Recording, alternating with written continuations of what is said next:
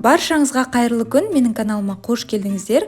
Бүгін сіздермен өте дәмді әрі жылдам дайын болатын духовкада пісетін тефтелидің рецептісін ұсынамын. Тефтелиларымыз соуспен дайындалатын болғандықтан өте нәзік әрі сочный болып шығады. Сондықтан видеоны соңына дейін көріп, менімен бірге болыңыздар. Ең алдымен күрішімізді жақсылап жуып, осылай бір ыдысқа салып аламыз және үстінен ыстық су құйып, шамамен 10-15 минутқа осы судың ішінде қалдырамыз. Ал енді тефтелиларымызды дайындаймыз. Ең алдымен тартылған етіміздің үстінен ұсақтап турап алған пиязымызды және үккіштен өткізіп алған сәбізімізді саламыз.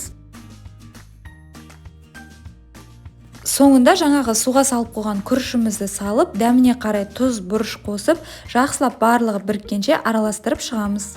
Менің каналымнан шығатын жаңа видеоларды жіберіп алмас үшін арнама тіркеліп, қоңыраушаны басып қойыңыздар.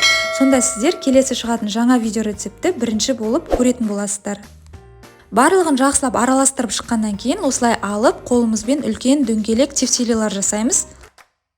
Диаметрі 26 сантиметрлік формаға тефтелиларды осылай араларын кішкене ашықтау етіп қойып шығамыз. Форманың осындай дөңгелек болуы міндетті емес, кез келген төртбұрышты формаға да салып жасай берсеңіздер болады. Ал енді картопты алып, осылай жұқалап дөңгелетіп турап аламыз. Жаңағы формамыздың ашықтау жерлерінің барлығына осы картоптардан салып шығамыз. Картопты міндетті түрде осылай жұқа етіп турауымыз керек. Қалың болып қалса, қазір аралары дұрыс піспей қалуы мүмкін. Барлығын формаға салып, осылай орналастырып шықтық. Ал енді соусын дайындаймыз. Ол үшін бізге 2 ас қасық томат және 2 ас қасық қаймақ қажет болады. Оның үстінен 200 мг су құйып, барлығын жақсылап араластырамыз.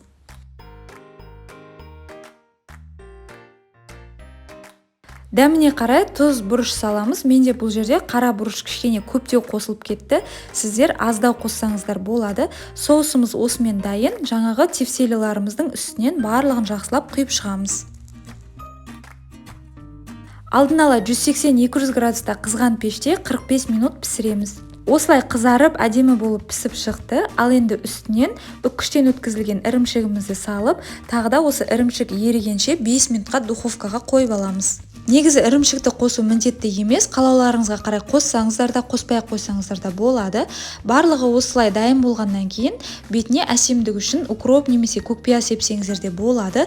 Біздің өте дәмді әрі жылдам дайын болатын тағамымыз осымен дайын. Соуспен жасалғандықтан өте нәзік әрі сочный болып шықты. Гарнирмен ұсынсаңыз да болады. Рецепт сіздерге ұнаса, арнама тіркеліп, қоңыраушаны басып қойыңыздар. Назарларыңызға көп-көп рахмет.